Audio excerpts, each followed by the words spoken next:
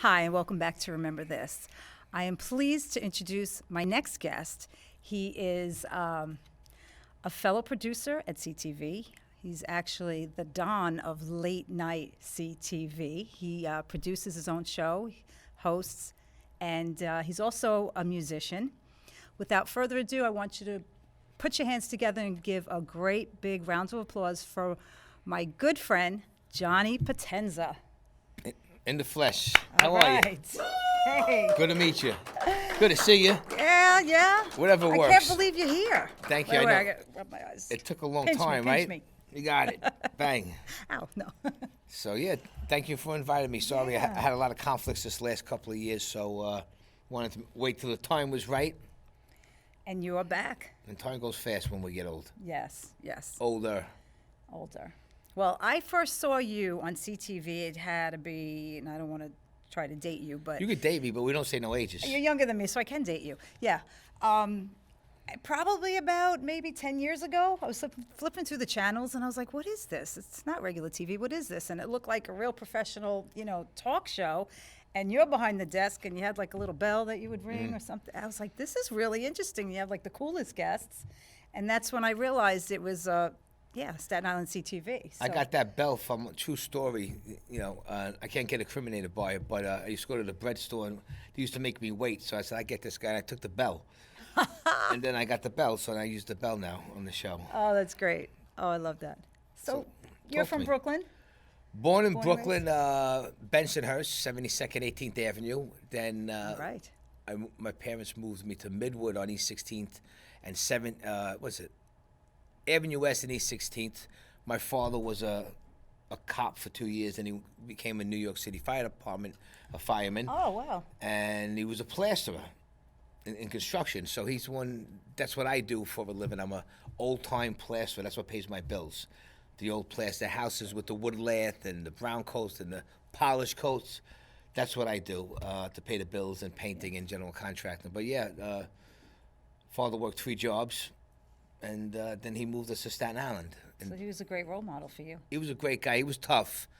I got the belt a lot, and Well, but he was the those he were was the days, he right? was the man. I loved him. Great guy. God rest his soul. He passed away from cancer in 2009. But he's a good man. His Good man. name? What was his name? John Potenza. John Potenza. Yeah. All right. So how old were you when you came to Staten Island? How old? I was young. I came to Staten Island when I was 12 years old. 12 years old. Yeah. At 12 years old, you're already established in school with friends. Was it hard?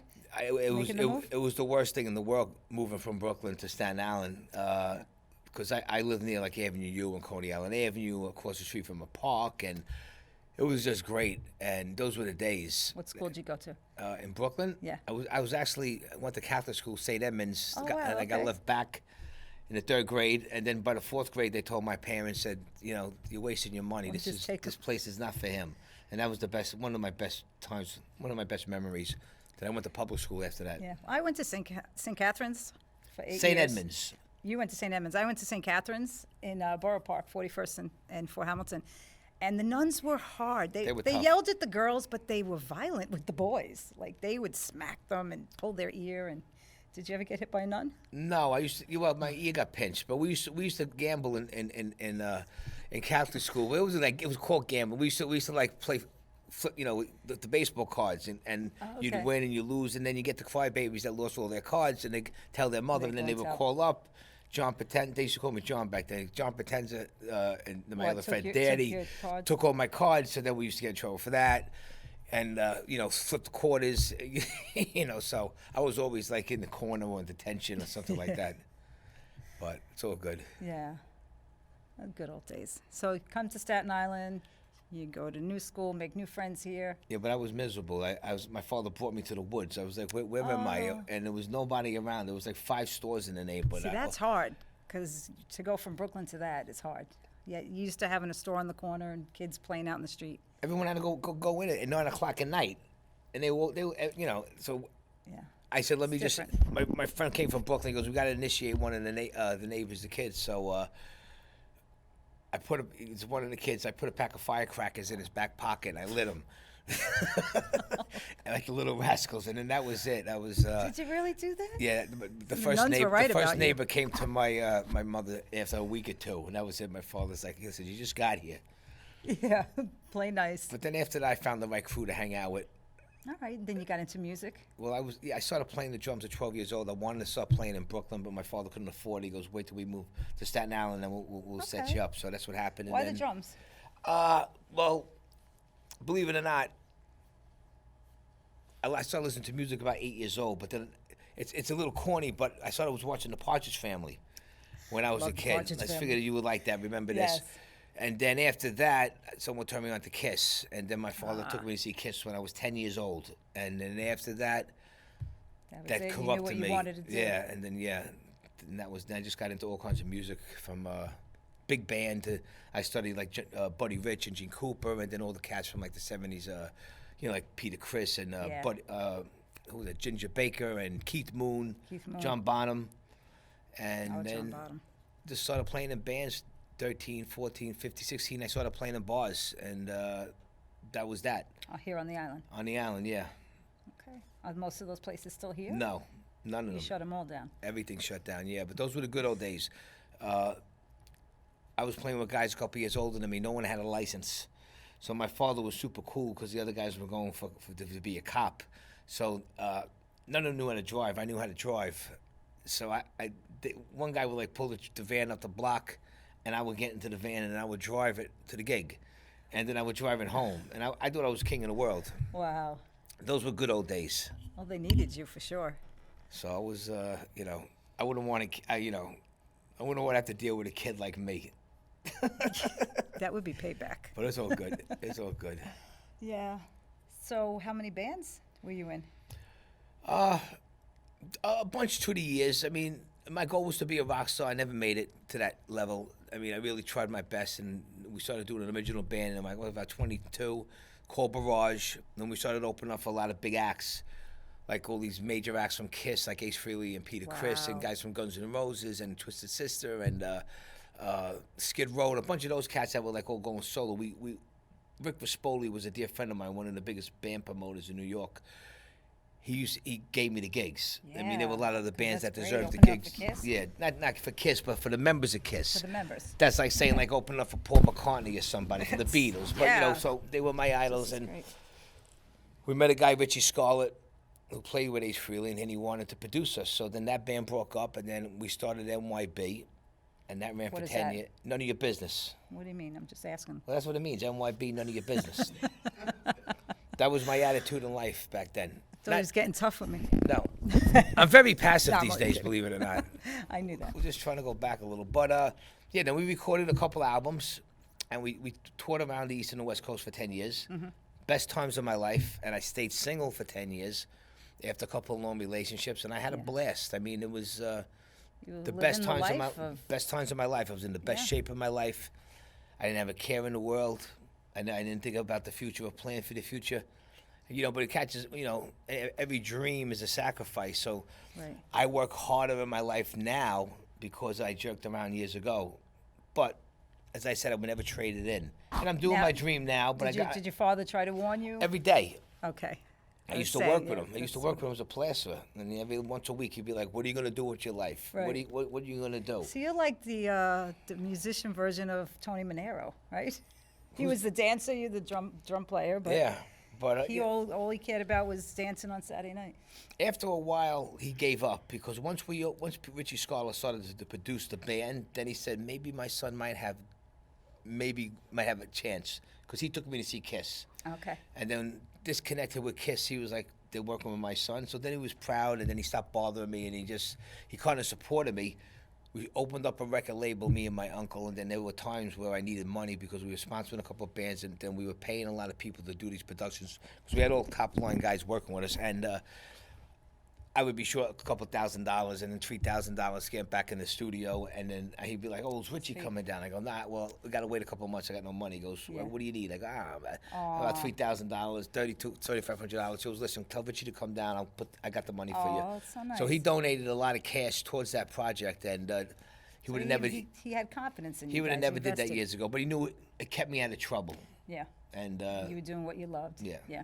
Teenage years into my early 20s, I was a handful, just like every other boy in New York City.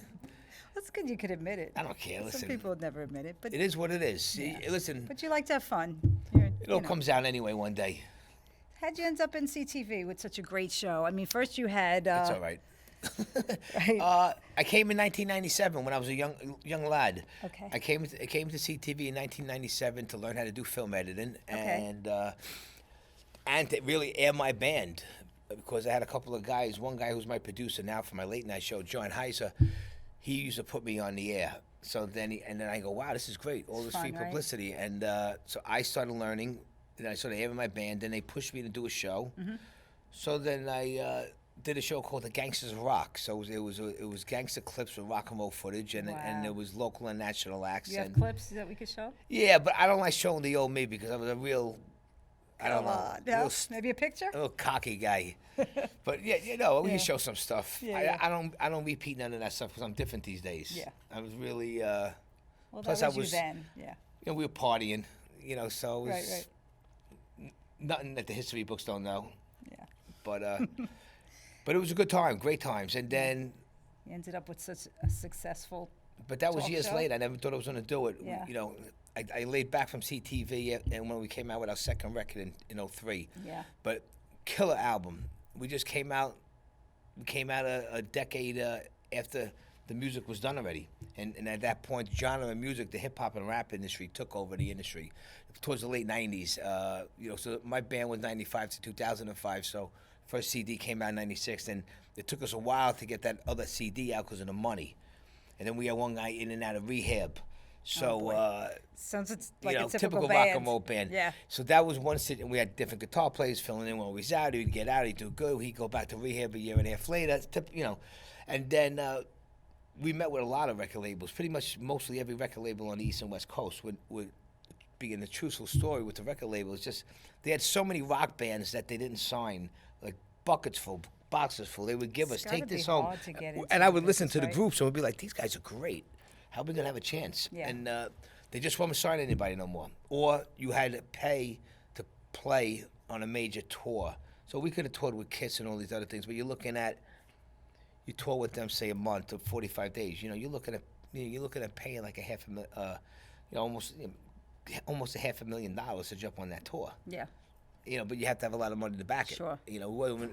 No major record company pushing us. So, and then that was it.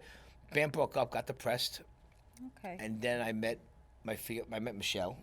Right. And then after that, I just laid Beautiful back. Michelle. Yes, I just laid back with the music business, and then I started the late night show in 2008, just to Were get you that. comfortable, like getting in front of the camera and just hosting a show? It took a little while. Yeah. I mean, I always had a co-host, so it was a little easier. But I Yeah. mean, it took a while to do it by myself. But I mean, everything's trial and error. You just got to keep doing it. And and then as time went on, it felt like something I needed to keep doing. And then I started getting all these major guests, and Nice. and then blah blah blah blah. History later. And then without getting too much crazy, Yeah. we did it for 10 seasons. Right. And I had to take a break because my fiance Michelle, she had cancer, breast cancer, and I was going to lose it, so I had to take off. And Yeah, then I was did the supposed to right come thing. back, and then she passed, Yeah. and then that fucking Yeah. No. it of almost course. destroyed me. Of course. So I needed more time to just get my head together and find myself again. And then finally, with all my friends and with God, the will of God, I just got up one day and I just picked up the pieces slowly, and I just slowly, and I'm still building it. I'm still not ready to go to where I need to go, but Right. I'm there. I'm getting there. I'm Yeah. I'm And- coming home and- from war. And you know? that's what she'd want you to do. Yeah. And you're making her proud. And listen, it's all good. I feel good. She's Yeah, right here. she She'll, is. She'll She'll be always be protecting there. me forever. So That's right. What are you doing now? now, what am I doing? After I leave here, I'm gonna go rob the bank. No, what am I doing now? You transitioned. You got a new title. Well, we do Up Late with Johnny Potenza. Yes. It's a little bit of a upgraded version. It's me a little more dignified a couple of years later. And we're looking to add a bunch of new stuff to it that we were supposed to start already, like comedy sketching and all this other stuff. But I'm a little rusty right now. I'm just getting back in the game. I'm just taking it slowly and not worrying about everything no more. Just trying to just And what's your code? You got a code? day by day. Which Got code? an unwritten code for your show? Like what? How you run your show? Yeah, well, format. Well, one thing that I'll say with the bookings that I like to get out there to a lot of the producers and everything, people think I'm cocky about it. It's just I have my own certain way when I book guests.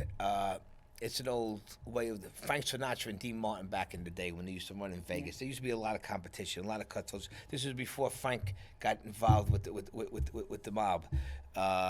So like he had everybody in his pocket. So in order for them to be strong, they would just lock down their own guests to their own clubs because at that time everybody was using the same guests. Certain clubs weren't doing good, so they said, "Listen, we're just going to lock down, and this is our talent, and this we use him." And then they are not allowed at any other club in the Nevada, in the Las Vegas area. So I don't use other people's guests on CTV. Right. It's different with a producer coming on a producer show because it's different, and we all should support each other. Yeah. But for me to use your guests and to use Ed Salas' guests and Vito Piccone's guests and Right. this one's guests, because then they want my guests. It's just like you could get these great guests. You just got to do a lot of legwork. I've been doing legwork for years. Yeah. You got to go to movie premieres. You got to go to conventions. You got to hang out And backstage. you've done that. You go to I've been Chile. doing that forever. You met the cast from Happy Days? Yeah. Most of the cast from Happy Days. Right. Donnie Most. Donnie and Most. Nancy I Williams? actually met Henry Winkler a while ago. Did you really? Yeah, he was great, but Hey. he's untouchable. But yeah, you got to do a lot of legwork to meet these people. They just don't fall in your lap. Exactly. And most of these semi-celeb, like they're all not John Travolta's or like Tom Cruise's or say 50 Cent, one of these cats that are like on the top.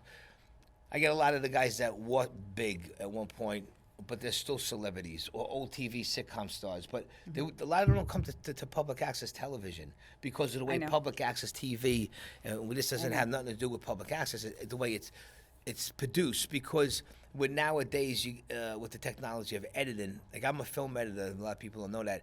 I've been editing my shows forever, and I just learned a new program, and it's just like, Yeah.